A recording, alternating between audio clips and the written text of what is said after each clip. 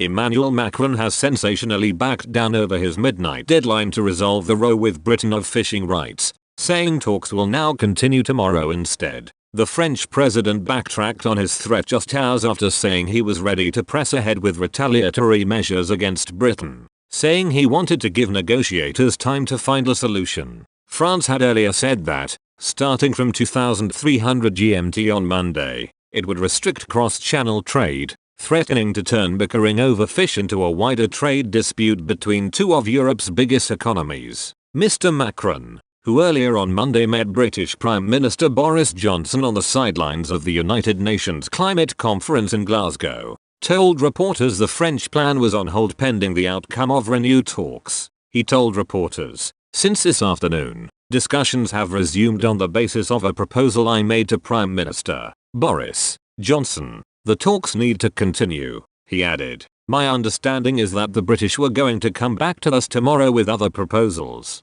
All that will be worked on. We'll see where we are tomorrow at the end of the day, to see if things have really changed. My wish is that we can find a way out on all these issues." Earlier on Monday, Britain gave France 48 hours to back down from the threat of sanctions or face legal action under the Brexit trade deal. The measures threatened by France include increased border and sanitary checks on goods from Britain and banning British vessels from some French ports, steps that have the potential to snarl cross-channel trade. UK Foreign Secretary Liz Truss appears to have been pivotal in forcing Mr. Macron's volte-face. She told Sky News, "The French have made completely unreasonable threats, including to the Channel Islands and to our fishing industry, and they need to withdraw those threats or else we will use the mechanisms of our trade agreement with the EU to take action." Asked over what time frame France should back down, Ms. Truss said, "This issue needs to be resolved in the next 48 hours. Britain and France have squabbled for decades over access to the rich fishing grounds around their channel coasts.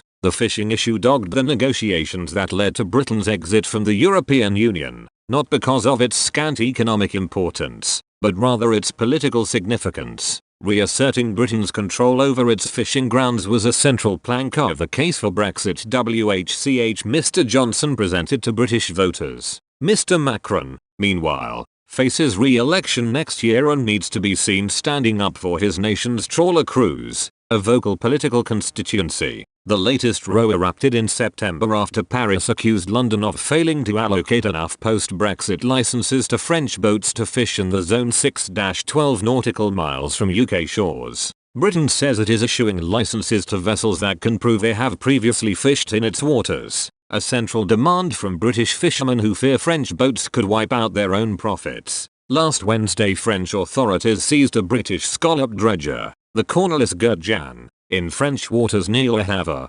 angering London. On Monday afternoon, anticipating a new ratcheting up of tensions once the French deadline expired, fishing crews from both France and Britain were staying out of each other's waters, according to marine traffic tracking data and a French industry representative. In response, the UK government said it was ready to continue talks in the fishing row with France after Emmanuel Macron backed down on threats to disrupt trade. A spokesman said, "We welcome the French government's announcement that they will not go ahead with implementing their proposed measures as planned tomorrow. The UK has set out its position clearly on these measures in recent days. As we have said consistently, we are ready to continue intensive discussions on fisheries, including considering any new evidence to support the remaining license applications. We welcome France's acknowledgement that in-depth discussions are needed to resolve the range of difficulties in the UK-EU relationship. Lord Frost has accepted Clement Bone's invitation and looks forward to the discussions in Paris on Thursday.